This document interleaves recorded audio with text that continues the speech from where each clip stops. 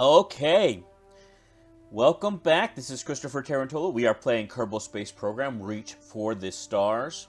I don't know what episode number we're on, probably like 6 or 7 or something like that. Just look at the number on the title that you're watching. In any case, so we just rescued 2 Kerbal scientists that were stranded in orbit around Kerbin. One was a pretty eccentric and pretty far out there orbit, and we got that done. So now what we need to do is we need to get science data from the space around the moon, from the surface of the moon, which, if you remember, we left we landed a satellite on the poles of the moon, and we'll get science from that. And I will actually get science from the space around the moon as well with that craft. We need to fly by Duna, and we need to explore Duna. And these two things kind of go hand in hand, right? So let's get some science going here. Before I can get anything out here, I'm going to need to upgrade my space science center. And that's going to cost quite a bit of money. I think it's going to cost like $500,000, which I have to spend, quite frankly. So I may just do that. But I don't have the science to unlock anything over here.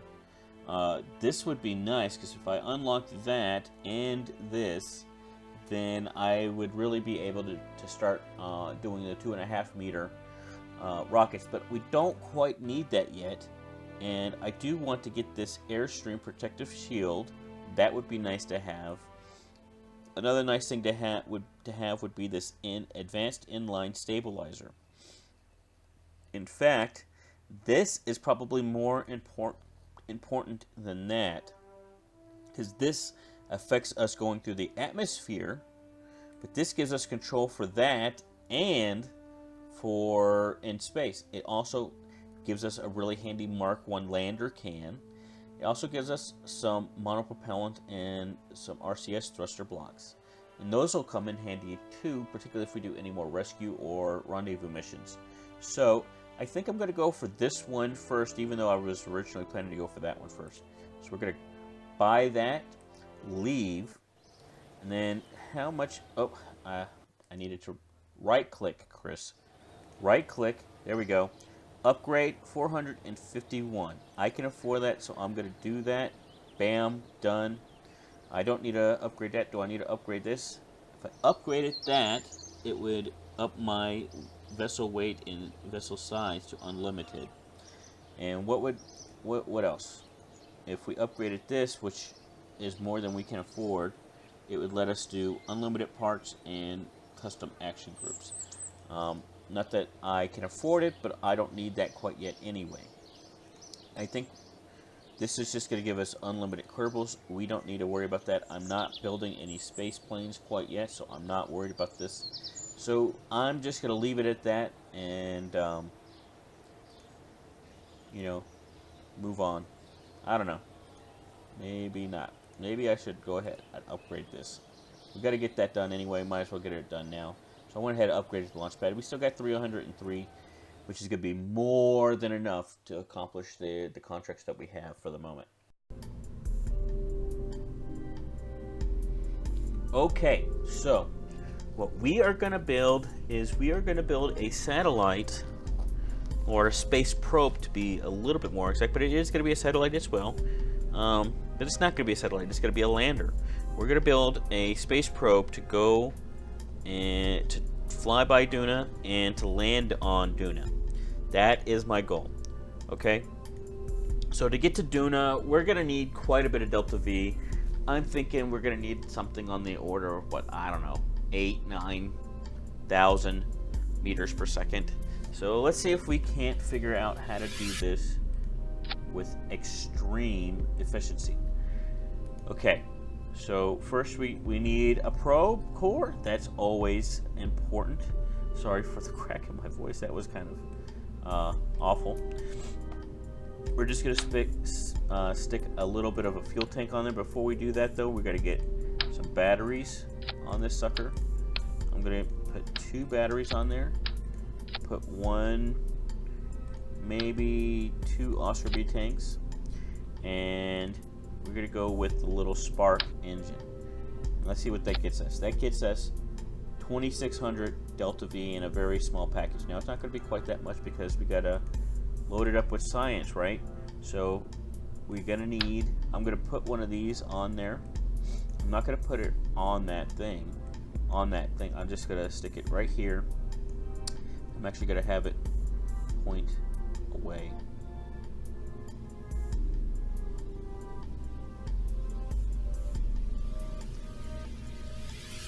There we go. 1, 2, 3, 4, 5, 6, 7, 8, 9. Bam. Yeah. Just like that. And then I'm going to put a larger antenna. And we're going to need this because we're going to Duna. There's no way around it. We have to have this larger antenna. And I'm going to stick that thing right there. Now, here's the deal. This is going to be what we're going to land on Duna, but we're not going to land it with our engines. We're just going to do like we land on Kerbal. Duna has an atmosphere, so we are going to use a parachute. So we're going to stick this parachute on top, and that parachute is going to be well more than enough to safely land this vessel onto the surface of Duna. Now, what do we need? What else do we need? We need, we need some photovoltaic panels so that we have an ability to recharge our batteries, which do not last forever. Okay. I'll show you a neat trick with these things when we get to the point where we have the protective shell, but we don't have that yet. So, and actually, I quite like this because the parachute also makes it a little bit more aerodynamic. So, and that's kind of sticking out through there. We're gonna go back. We're gonna make sure we have our sign. Oh, I only need one of those. Just need the one. Actually, you know what we're gonna do? We're gonna stick it under the parachute. Just stick it right there. Bam. And the parachute right on top. Bam. Okay, we're going to make sure we have a thermometer. That's always important. We want to have a ABS. Are you alive device? What's it called? A live beep signal. There you go. And you know, we probably want to carry a couple of these mystery goo containers. I'm not going to get the Science Junior because that's just too big, too bulky. We can do that at another time on another mission. But having, you know, we want a couple. So how many do we want one of these? The more we put on there, the more weight, but also the more science, right? So we're going to encounter several different biomes or situations on our way to the surface of Duna, right? So we're going to get one that we've never encountered before, and that's the orbit around the sun. We're going to have one which is in orbit high or in space high around Duna, in space low around Duna, and flying high in the atmosphere of Duna, flying low in the atmosphere of Duna, and landed. So that is fully 6 different situations that we can get mystery goose from. I don't think we're going to put 6 of these mystery goose on there. That's just going to reduce our craft's efficiency too much. And one of the things is if I stick it on this part, even after I've used them, I've lost them. So what I'm going to do is, for the part that lands, I really just need 3, right? So I think that's what I'm going to do, is I'm going to stick 3 on there. Let's see. I'm thinking this through aloud as we go through it. So 3 mystery goose. That reduces our delta V to 1478 from 26. It's quite a bit. Not just with the mystery goo, but with all the other stuff that we've stuck on this craft.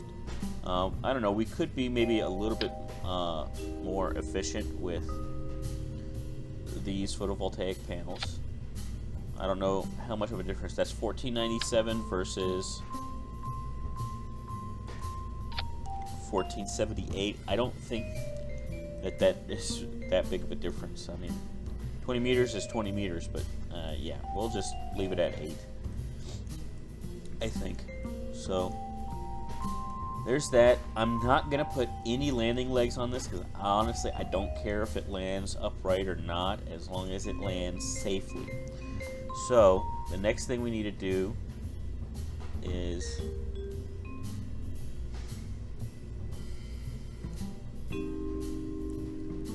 at some point we're gonna need a heat shield. Now I have this procedural heat shield. How small can I make that? How small do I want to make it because of these mystery goo containers? Can I mean, is it even possible to make it smaller? We could make it a little bit smaller, but I think we're just going to go with the stock one.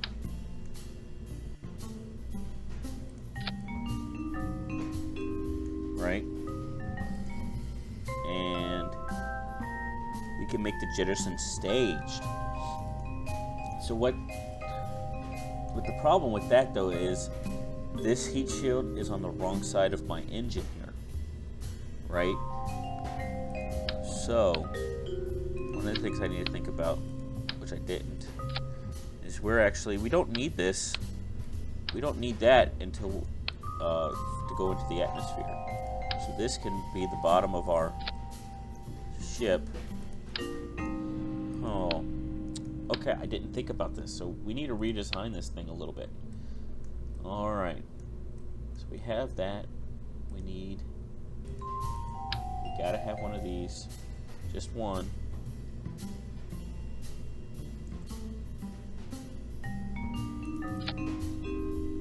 Extend. Track. Okay. That looks a little funky. But what we can do is move it around, offset it a little bit, put it inboard a little bit, maybe down just a bit. Yeah, that's what I'll do. That. Okay, so turn our snapping back on. We do want. We'll turn these this way, and we'll put 4 of these on here, and then we can turn these right side back up and just put 2 right there like that. And there's a little bit of clipping there, but that's not going to affect anything. Okay.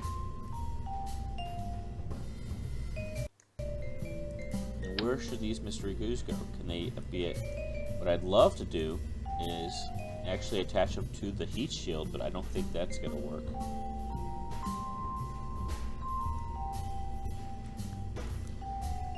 So one of the things I could do is, instead of attaching that, I could go here, attach a little girder segment.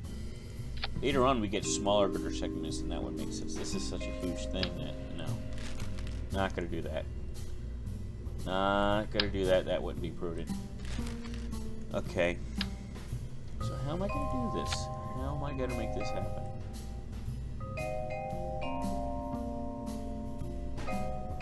This is an interesting conundrum. And obviously, at this point, we would really like to have this be in a shroud, and in real life this wouldn't work with anything but a shroud, but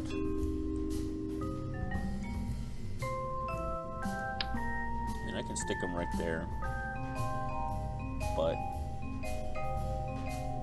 I don't want to put too many on there. Stick one right there.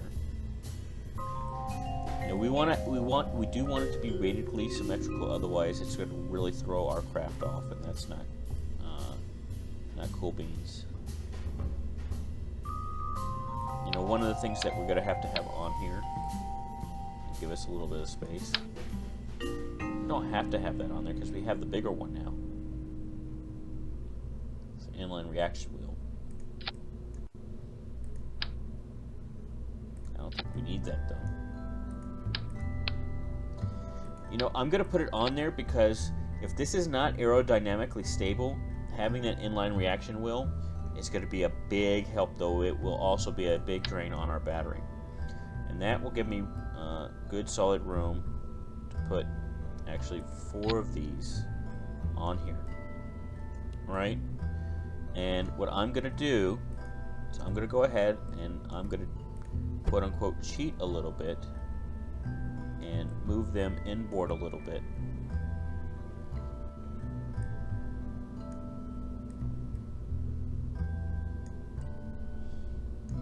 To help protect them from the heat as it comes around this heat shield.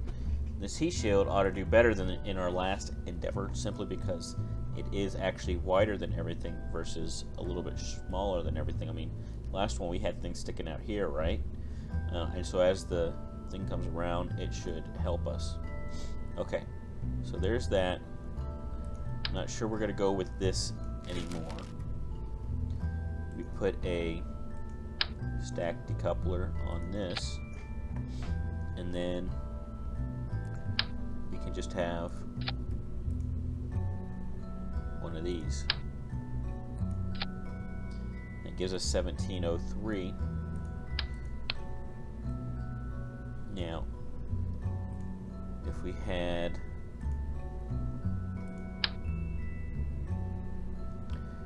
because you could stick these like this and whatnot. We can radially attach these if we wanted to somehow. You know, I'm just trying to think outside the box here a little bit. I don't know what that's attaching to. Let's take this off. What would that attach to? That's attaching to the inline reaction wheel. I don't like that.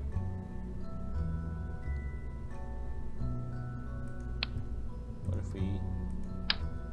oh, these two couplers are so huge. But,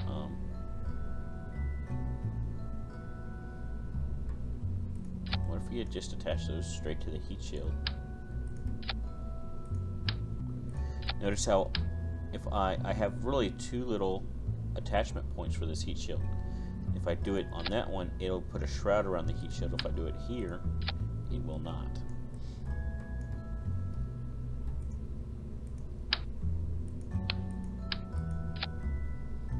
Yeah, that's not going to give us enough push. So we're just going to do it the way we had it. Bingo. Now we could make this bigger.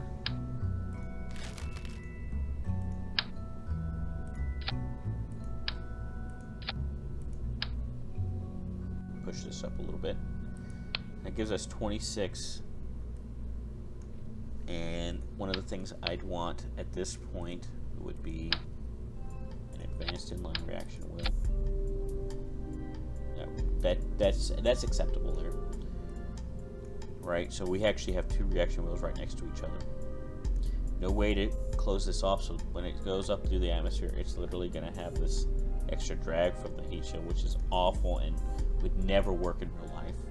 But we're playing Kerbal Space Program, so. Alright, and then do a stack decoupler and do a more normative thing. I'll fast forward through this more normative part.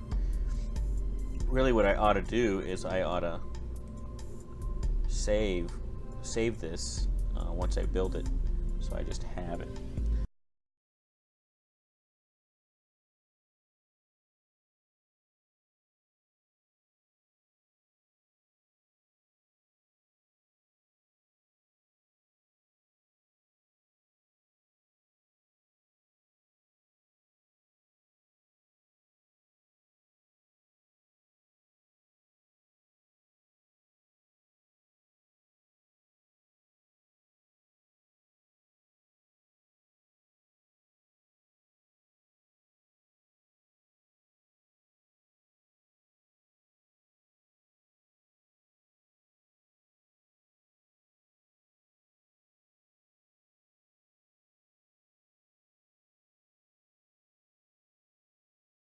So we can make, like, from this part down, that could become a standard rocket bottom, but it wasn't at that time. And this is not necessarily a standard configuration here, though it can become one. All right, so I haven't used this configuration before, that's for sure, though. So one of the things we need to worry about is stability. Maybe, I don't know. I don't think that's going to be an issue here because we do have our reaction wheel there. So I think we ought to be okay. We'll find out soon enough, though. The other thing that we need to take into consideration, and I hadn't actually honestly thought about it until just now, is we want to go to Duna at the right time. So we're going to use a Kerbal alarm clock, and we are going to add an item. It's going to be a transfer window, and the parent is going to be the sun. The origin is going to be Kerbal, and we're going to create an alarm for Duna. And I want this alarm to happen 1 hour before the actual event happens. And I'm going to want it to pause the game. And what that's going to do for me is that's going to give me enough time to put something in orbit and do a full orbit should I need it. And if I'm off by 30 minutes, that's negligible enough to be acceptable. But I'd rather be off early and not late because I could always wait things out. I can't go back in time except through the magic of quick save, right? So let's see. We're going to go ahead and add that alarm. And that's actually going to be 128 days, 4 hours, and 59 minutes. So that's quite a ways away. So I don't think this is the right time to launch this. But we've built it, and when that time frame comes, we will launch it. But there's probably a lot of things we can do in the meantime. You know, there's two ways to play this game, and both are completely valid. One way, and it's probably better for the videos that I'm doing with you guys, is to just do one mission at a time. So I fast forward through these 128 days, and I then launch the vessel. I go to Duna, I land on Duna, mission complete. And then I do my next mission. The way I've honestly typically played my games, though, is more realistic to an actual space program, right? Where while I have this mission on the way to Duna, I'll probably be doing other missions for satellites and rescues and whatnot, and making money and doing stuff. And then I'll also send probes out to the other planets while that mission is still on its way to Duna. And I'll have multiple missions happen at once. There is a danger with that strategy, however, because of memory. The Kraken will tend to creep up on you and take your ships away and your whole life away, so to speak.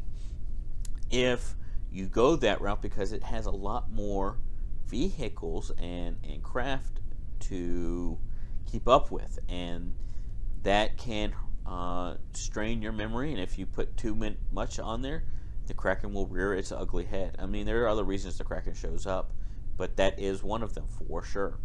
So, you know, you do need to be careful if you go that route like I do. I tend to not have more than probably 5 or 6 missions going, and probably not more than 15 craft at any given time, depending on how complicated they are. You know, if you're doing a super highly detailed, highly intense space station like the ISS Dreamer mod or something like, or the ISS, not the Dreamer mod. The Dreamer mod's for a Dreamer space plane, but you're doing they have that ISS recreation. If you're doing one of those, yeah, that's going to count for more than one craft. Let's be honest, because that has a lot of parts. It takes a lot of memory, and it's all the game can do just to run that one craft. So, but a craft like this, particularly after you've gotten rid of the asparagus and you have just these stages on there, you could do about 15, maybe even 20 of those, depending on on my computer. Your computer might be different. So anyway, I know I've been sitting on this launch pad for a while, passing the time away. But I think what I'm going to do is I'm going to do a little bit of a balance. I'm going to stick to like 3 to 5 missions on these videos and go from there. So I'm actually going to escape. I'm going to revert flight to vehicle assembly. We're not going to launch this now because it's just not the right time. One way I could do it is I could launch it into a low Earth orbit, or low Kerbal orbit rather, and let it chill there in orbit, just park it in orbit until the time to go. I'm not going to do that simply for the fact that I want the funds now, and by the time I launch it, I should have way more funds anyway. So we have it saved, and the alarm got taken away, so we need to add the alarm again. There's a transfer window. We want it to be 1 hour. We want it to pause, and we want it to go from, not from Moho, not from Eve, from Kerbal to Duna. Add alarm. Now here's the thing. This probe, and I'm not going to do it, but this probe could be good for more than just one planet, right? We could send this to Eve. We could and easily land on Eve with the same setup. We could send this to other planets as well. Now, this is really an atmospheric lander, so Eve and maybe what's that one around Jewel, and I don't know, maybe some of the newer planets that are way out there that I don't know about. But you know, I'm not going to send it out yet because I have a feeling by the time I'm ready to actually do those missions, I will have more science, and I'm going to want that more science. And I'm also going to have better propulsion technology, and I'm going to want that better propulsion technology. This one is good to go to Duna when that comes, and I might redesign it depending on what our science is at that time. So anyway, so we are going to leave. I'm going to go back to my contracts and see what other contracts I can pull up. Yeah. How many do we have? We can have max active 7 contracts. And so instead of upgrading this, I probably should have upgraded the mission control for about the same amount of money, because now that's going to kill me. I can do a mission on less than 20,000 Kerbal bucks, but I'm not sure that I want to risk that. But I can. I do still have, because I only have 4 active, so I got another 3 that I can activate. Oh, and these 2 I can go ahead and get out of the way. So that's what I'm going to do before I look. 'Cause I don't like I will do those contracts, but I like other contracts better potentially. So I want to go ahead and get these 2 contracts out of the way. So we're going to go the Kraken 1 debris. We're going to terminate that. Yeah, it's terminate. Moggy's capsule, we're going to terminate that. The reason we're terminating these, again, is for the reasons I enunciated earlier, where the more craft we have in the game, the more memory that it takes, the more likely the Kraken's going to show up. And we don't like the Kraken to show up. So, now I'm going to fly this mission.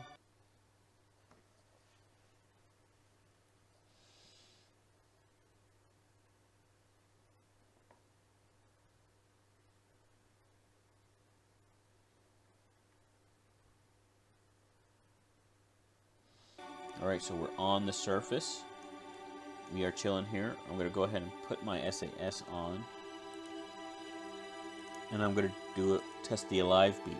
Instead of doing the temperature, I'm going to test the alive beep because I do get 5.2 science, which is better than nothing, right? And then I'm going to right click on this and pin it. And I'm just going to... And then I'm going to test the alive beep. And I'm going to send that as well. Right? And so what that did is I was technically in the space around the moon, only like 3 meters or however much it was, but I was in space around the moon. And so I got that contract and that contract all in one. And so I still have 969 Delta V, so this craft can serve that purpose multiple times if we need it. And that does give us a little bit of science, and it gave us a little bit of money. In fact, enough money that I can go ahead and upgrade my contract, my mission control, back at the Space Center. Alright, so right click. We're going to go ahead and upgrade that. And then we're going to look at the available contracts and see what we got. Okay, a bunch of rescues of one ferry, a haul, and a haul to in-flight over Kerbal. And test that at the launch site. We'll go ahead and perform that. That's going to be easy enough. Should we rescue these people? That's some good money. That's some good money. That's some good money. That's some good money. But none of it is science. One of the things that I want to do is I want to get science. So I might make my own internal contracts. One of the things that we need to do is we need to land on both Mimas and the moon with a Kerbal aboard and plant a flag and take surface samples. Those are going to be worth a lot of science. So, you know, I'm not going to do these rescue missions. I would do them normally if I was playing on my own, but because we've already done that mission on the videos, I'm going to go ahead and we're going to jump ahead a little bit, just for the sake of getting more science and getting things going. So, my mission, should we choose to accept it, and I will since it's me, is we're going to go to Minmus, and we're going to land on Minmus. Alright, we will have to save that for the next episode. As always, thanks for watching, guys. I really do appreciate it. I'll talk to y'all later. Bye.